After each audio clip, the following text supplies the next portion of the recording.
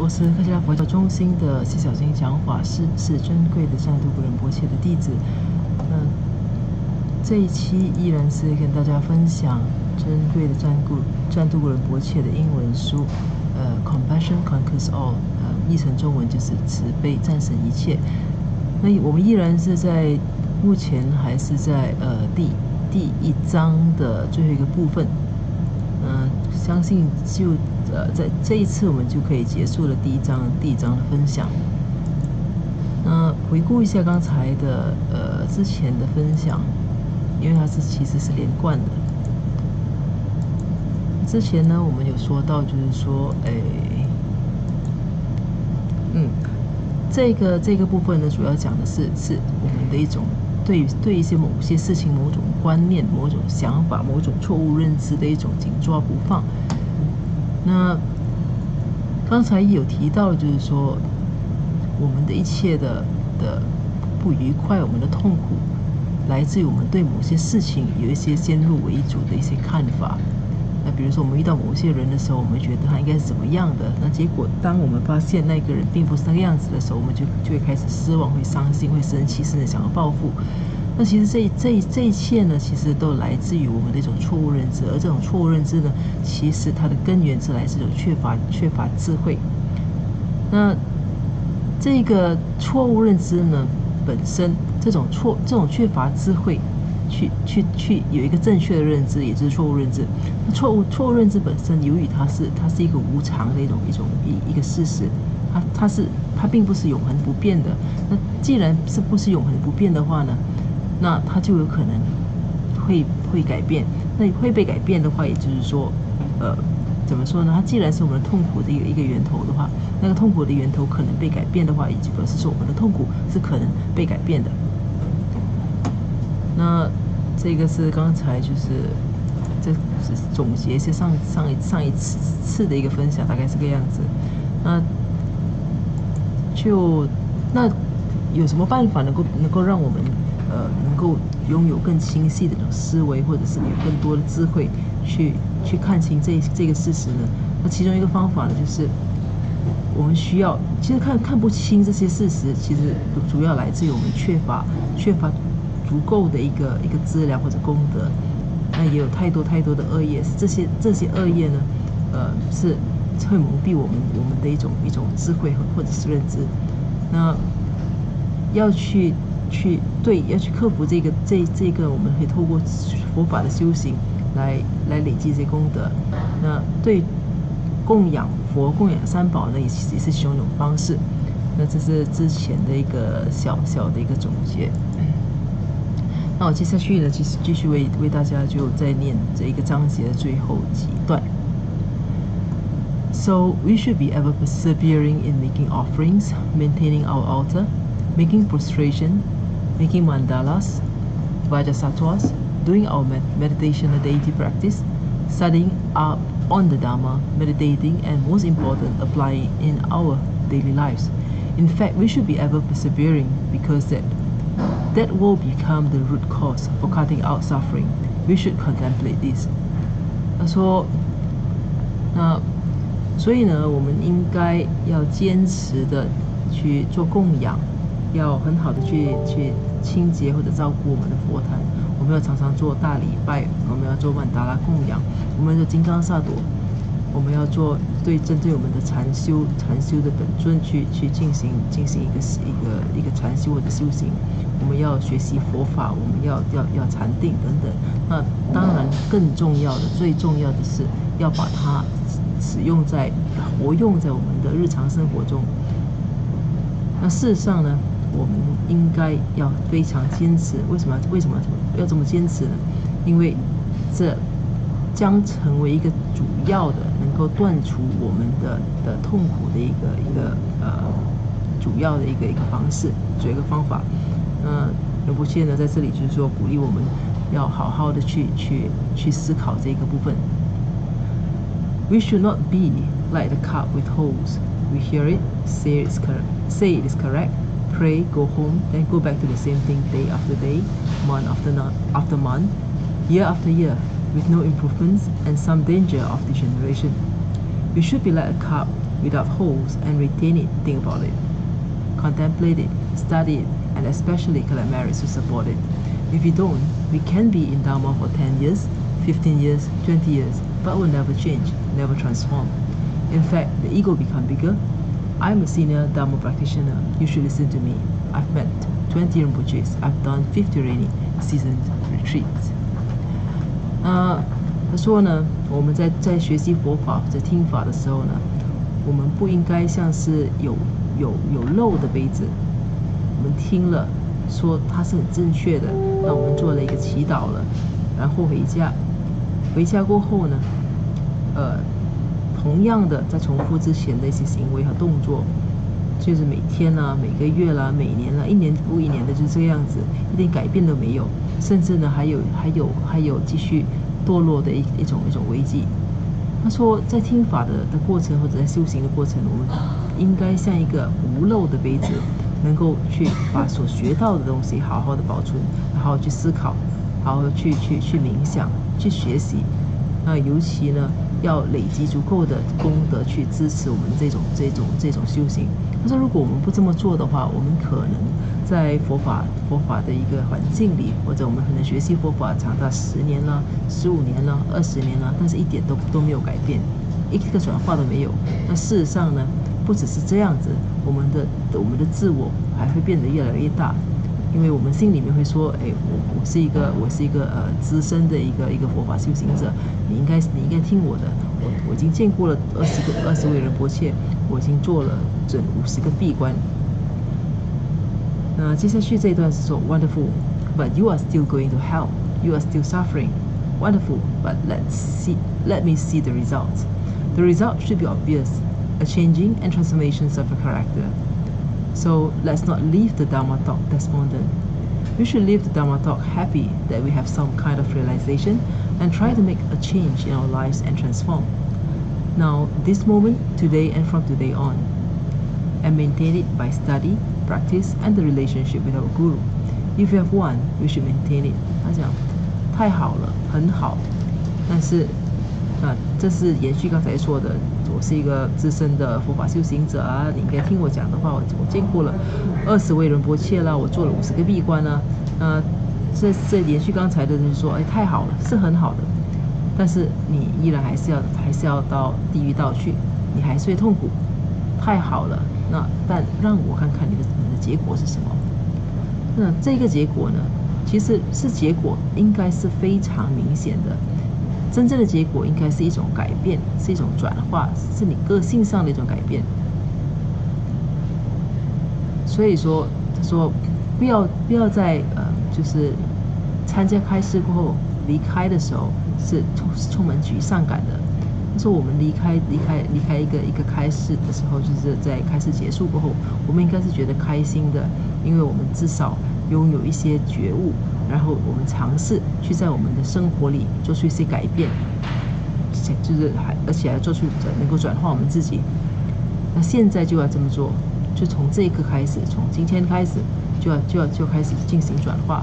然后呢，继续的用学习啦，又修行啦，就是跟上师保持良好的一种三昧也了，来维持一个这样子的一种佛法的一种情况。我们应该好好的维持这样子的一个情况。再下一页。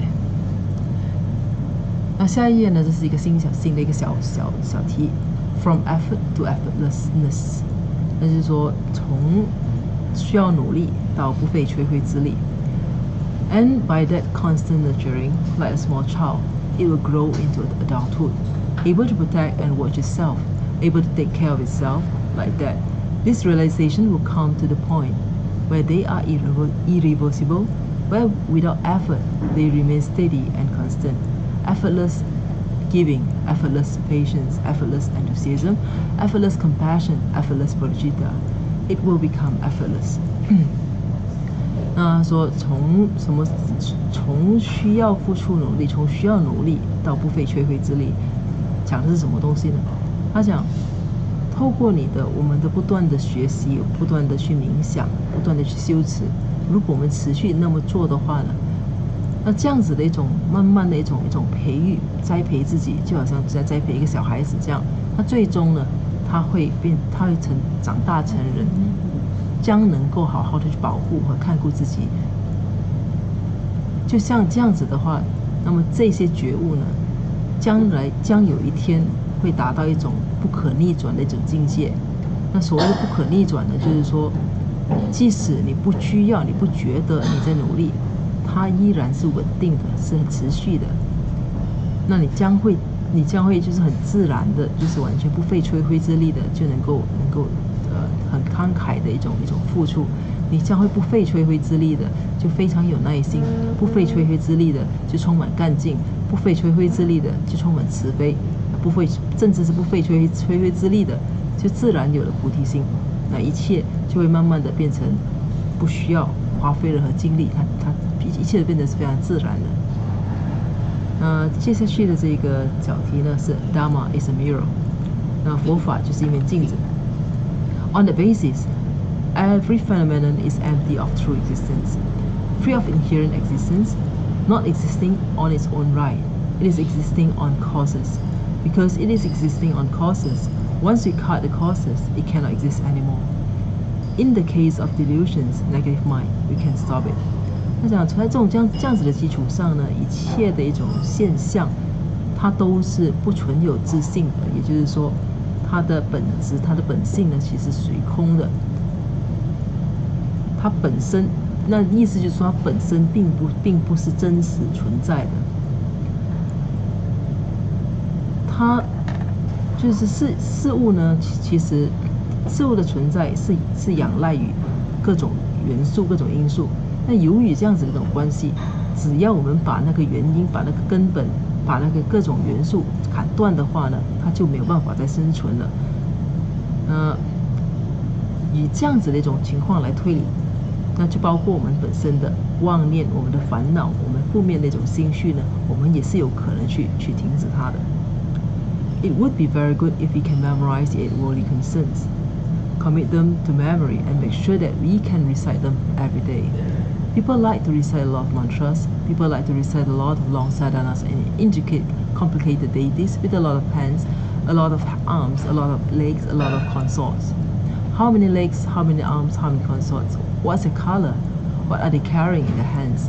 We like to have those pictures and have those statues and go to those initiations and show them to our friends and tell them how holy, intricate and complicated and how high we are with these high initiations.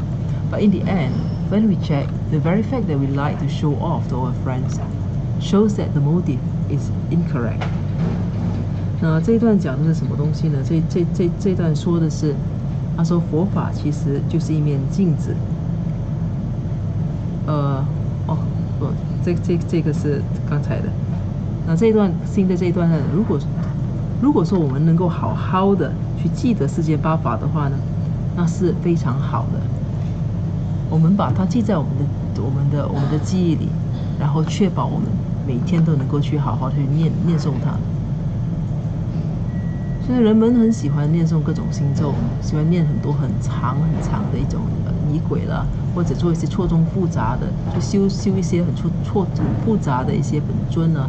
那这本尊可能有些有很多手啦，有很多臂啦，有很多脚啦，或者甚至有很多明妃啦。那我们想知道，那这个本尊到底有多少个脚，有多少个手，有多少本尊，是什么颜色的？他们手中持握着的是什么样的一个法器？我们常常会想要收藏这些图片啦，想要得到这些佛像啦，我想要参加这些灌顶啦，然后就也是很想跟我们朋友们去分享这一切，告诉他们，我们本身是多么的神圣，我们多么的高超，多么的复杂，我们的这些所接受的灌顶是多么的，就是那个层次是多么高的。但事实上呢，到了最后，当我们认真去检查的话，我们喜欢去炫耀的这个事，想在朋友面前炫耀的事实，已经显示了我们的动机呢，一开始就是错的。I'm not here to criticize you, and I'm not here to tell you that all of you do have this do have these worldly motivations, that you are also naughty. In order for you to not have those types of motives, you must understand them, the thoughts behind them, recognize them, and that can only come from hearing about them. We should not think that Dharma is insulting us. We should think that Dharma is a mirror for us to reflect our actions within. So whatever we do, we reflect it in the mirror of Dharma to see if you're doing it correctly or not. 那这一个呢讲，罗伯逊说，他并不是，那这因为这是一个现场的，当时这是现场的一个开示，他是对着弟子们说，他讲，我说这些呢，上述这些呢，并不是为了想要批评你们，也不是告诉你们说，你们每一个人呢都有这样子的一种世俗的一种动机或者考量，你们有多么的顽皮和坏蛋等。但是为了让你们能够防止你们拥有这样子的这些动机呢，最好能够好好的去明白他们，也了解他背后的一种错，好好去认识他们。那要怎么认识他们呢？唯一的办法呢，首先就是你必须要听过他，你必须要听闻他。我们不应该认为佛法是侮辱我们的，我们应该认为说佛法其实是反映我们本身内在的一种行为的一面镜子。无论我们做些什么东西呢，我们都反映在佛法的镜子上，看看我们在做的东西是正确的还是错误的。The Dharma should be treated like a mirror. The Dharma teacher should be the mirror holder, and the Sangha should be the ones polishing the mirror. And we are the ones looking into the mirror. So it's very important that we see the Dharma as a mirror for us to reflect our actions. And when we do any type of action, we should immediately check it with the Dharma to see if it's correct or not. If it is not, we should not feel insulted.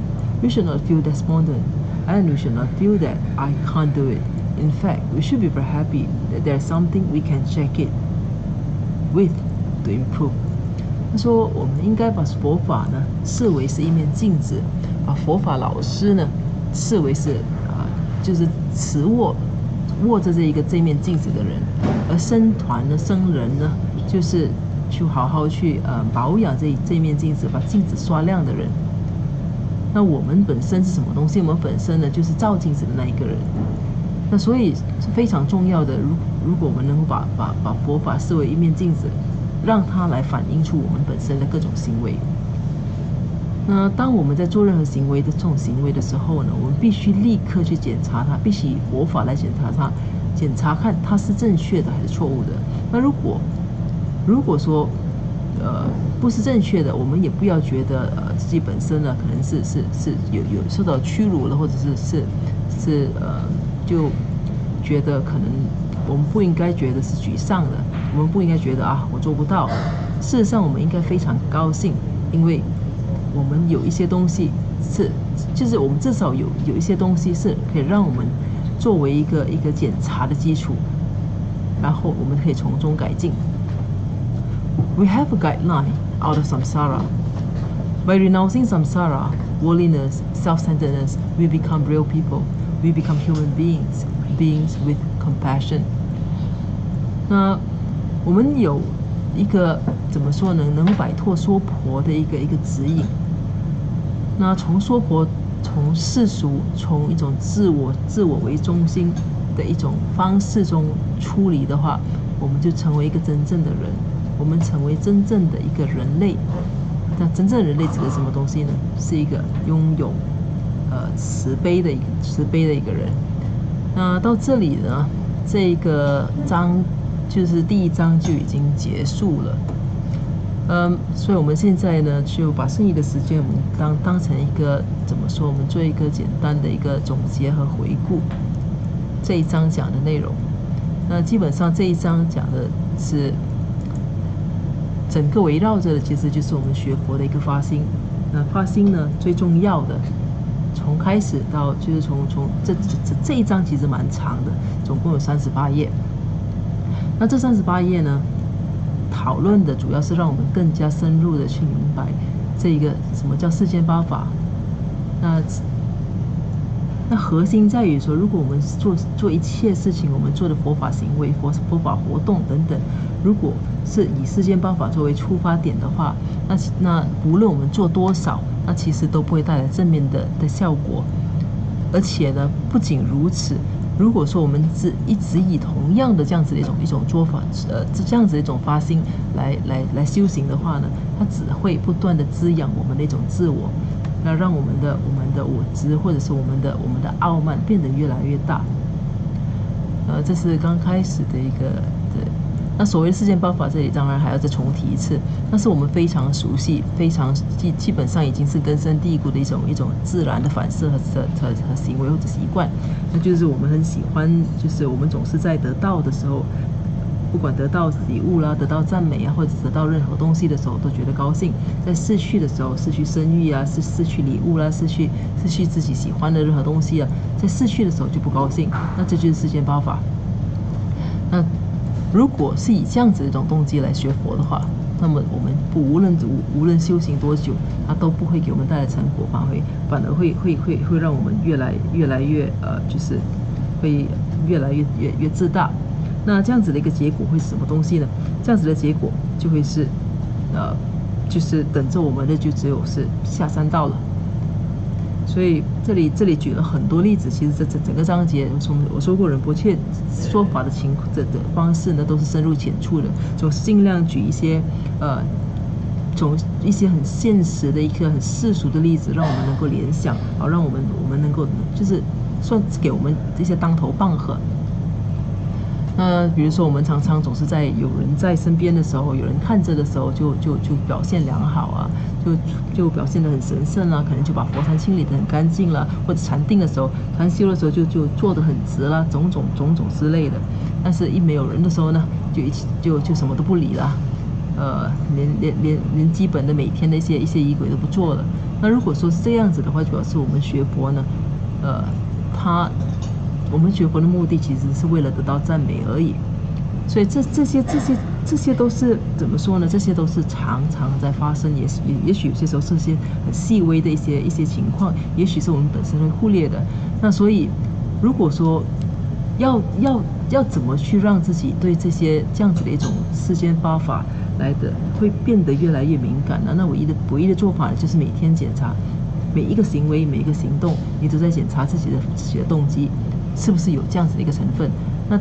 那我个人的经验呢，就是说，当你听到任何就是外界的一种反应，或者是当你跟人的互动的时候，你得到什么东西，或者是没有得到什么东西，你是听到一些赞美了，或者是你就是从跟人的互动里是赞美啦、批评啦，或者是不闻不问啦，各种各样的。当你发现你的心情的情绪是受到这些东西所牵引的话，就表示说你其实还是受着世间八法在怎么讲，在摆布的。那就表示说你的发心里其实还是有世间八法的。那如果每天这样子继续努力的去检查的话呢，那你就会发现越来越多细微的事情，其实我们都始终还是围绕着世间八法。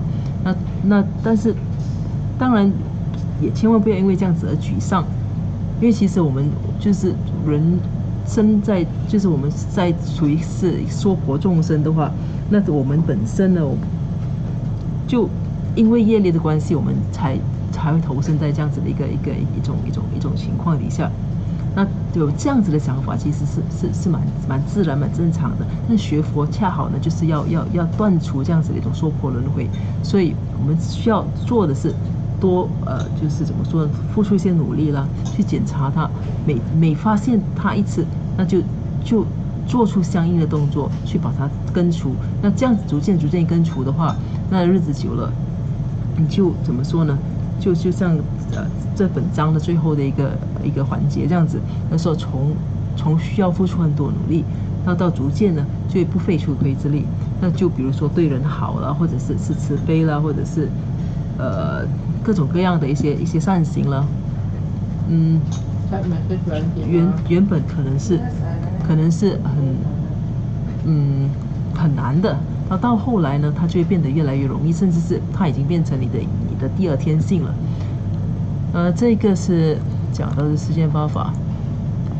当然中间呢，我也举了很多例子，比如说，就是说为什么我们会痛苦，会不快乐。他说不快乐、痛苦的一个原因呢，其实来自我们的一种对事物的一种错误的一种认知或者投射。那这里尤其说，在娑婆世界里没有什么是新鲜的，那我们却去执着于这些所谓的不是新鲜的事情。过去的所有就是我们的生命中，其实很多东西，其实我们在过去我们的前世，我们已经经历过了很多食物啦，很多衣服啦，或者什么地方啦，我们都去过了。但是我们却不断的去执着于它，但是这是没有意义的。那既然我们已经在娑婆，在这个轮回里，已经辗转的，已经轮回了几千世几万世，那唯一没有做过的东西呢，就是成佛。那为什么？那成佛去利惠众生的话，那就是一件全新的事情。那其实，所以这应该是我们的目标。为什么要成佛呢？他讲，其实如果说我们真的能够成佛去利惠众生的话呢，那我们才能够得到真正的解脱。再不然的话，其实我们就只能不断的在这里一世又世的回来，一次一世的又忘记，一世又世的执着。长期的都受到一种无法控制的一种欲望的一种摆布。他说，我们必须明白，这一切的其实我们都是没有选择的。我们所执着的一切，其实这些在没有办法选择的情况下，我们都必须要失去它的，因为一切都不是永恒的，一切最终都会消失的。他说，为什么呢？因为所有的这些事物、这些现象呢，它其实它的存在本身，它并不是一个怎么说，在我们的认知里，它并不是一个真实的一个存在，它的存在其实是仰赖于各种各样的因素的。那只要每一个存在本身它是仰赖其他因素的话，它就是无常的。那既然是无常的，那就随时会改变，那就随时会消逝。所以说，这里呢，就针对我们的一些想法来做出了一些，就是给一些例子，让我们去明白为什么什么东西是怎么说呢？它是仰赖于其他的一种因素的。比如说，他说赞美的话，如果说我们执着于赞美，我们的快乐是跟别人的一种赞美是息息相关的。我们是依赖别人赞美来觉得快乐的话，那这样子的一种快乐，其实是已经是被污染的，是已经是不真实的。因为赞美本身呢，需要靠很多因素来支持，它需要靠我们本身的行动，需要靠我们的行为的一种稳定性，它需要靠我们即使完成了之后呢，我们也实际上有人去赞美，或者是有人刚好在身边能够赞美你。所以如果说我们依赖的，我们想要得到的赞美，我们的快乐的泉源是赞美的话呢，那其实我们就等于说，我们受制于这些种种的因素，只要其中一个因素不能怎么说不能完成的话呢，那我们就得不到这个赞美。所以这个赞美本身呢，因为它是依靠着许多因素的话，所以它本身呢，其实是一个无常的一种现象。那我们如果依赖着一个无常的一个现象来获取我们的快乐的话，那结果很自然的，那就是我们必然是不快乐的。所以这里呢，接下去讲的就是这一个。说其实这一切呢，都来自于什么东西呢？这一切来自我们这种无孔不入的，就是无所不在的这种无知。他讲我们的无知呢是非常非常强大的。为什么说它非常强呢？为什么说无孔不入呢？因为我们总是认为说，我们只要能够达到些什么东西，我们就会快乐。那事实上是不是这样子呢？那如果你认真去检视一下你身边的人的话，你就会发现，你所想要得到的一切，比如说你想要得到一个美好的家庭啦，你想要得到财富啦，你想要得到长寿啊之类种种的，你认为你会因为这样子快乐的话，那你去检查身边的人，那些拥有同样条件的人，他们是不是快乐？那只要检查这个，你就会明白，就是说，其实拥有这一切的人，其实并不见得是快乐的。那为什么呢？因为所拥有的一切呢，我们最终都要失去。那即使不是现在失去，那在死亡的那一刻也会失去。那讲的是这个，所以如果说我们执着的话，我们的快乐是建基在这些时常改变的事物上，那我们的快乐，那就是一个虚假的一个快乐。那这些东西都来自我们的一种错误的投射、错误的认知。刚才说过了。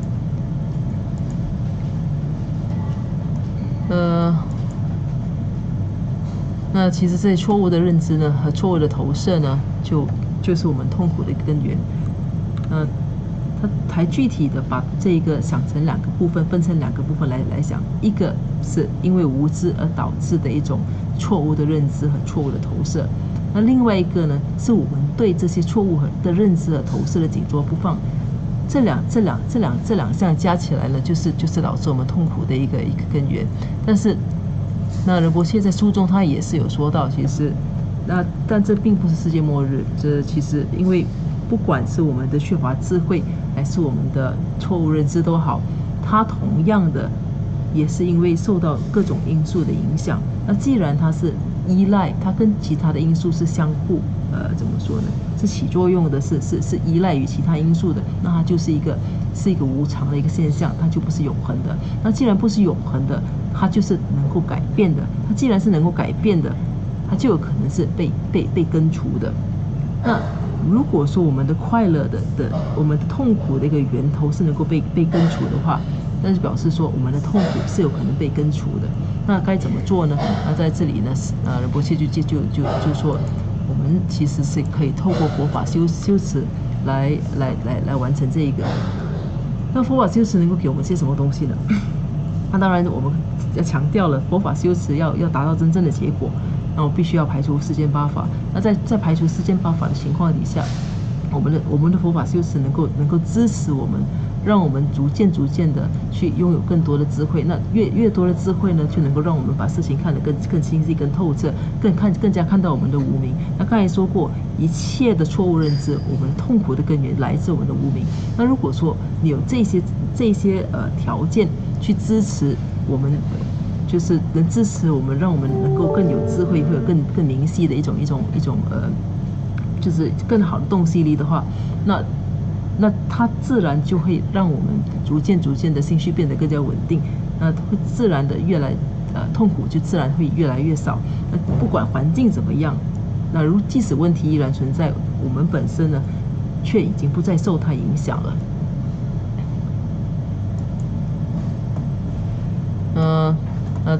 仁波切呢在这里有特别说，就是说，那我们该怎么去累积更多的功德，或净除恶业，好让我们能够智慧增加。其实，那就要透过我们常常去做供养啦，去好好去清理我们的佛坛啦，我们做很多大礼拜啦，做曼达拉供养啦，做金刚萨埵来敬业啦。去做我们每天的一个仪轨啦，我们的禅修的本尊啦，去学习佛法啦等等。当然最重要的其实是要好好的去实践它，而不仅是实践，它不是说你今天实践你做了一天呢，你整个星期就完全不做了。最重要是把它就是很好的去在我们的日常生活中好好去实践。那仁波切说，我们学佛的时候不应该像是有漏的杯子，听了就忘了。那这样子的话，过了一年，过了几个月啦，过了1年啦、2年啦，我们不但不会进步，反而可能会继续就是在后退。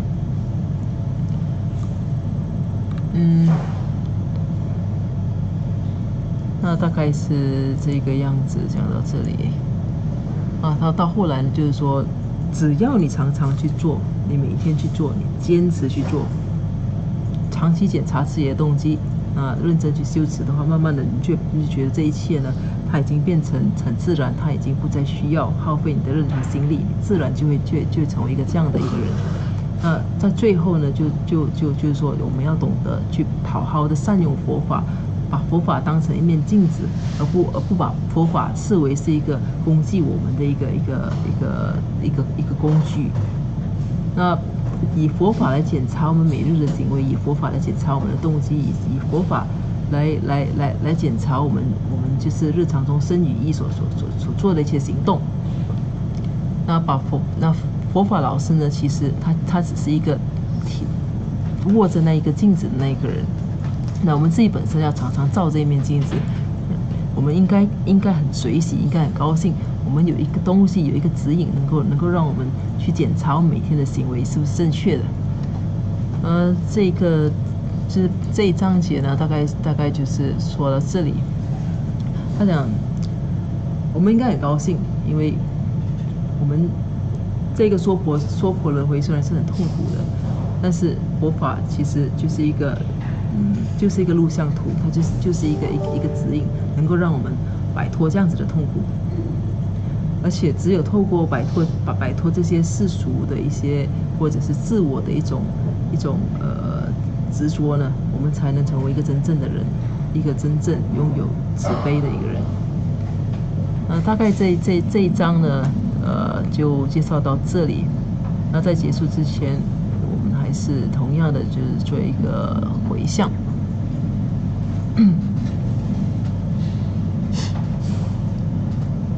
如宝珍贵菩提心，未生出者愿生出，已生出之菩提愿，岂不退转倍增长？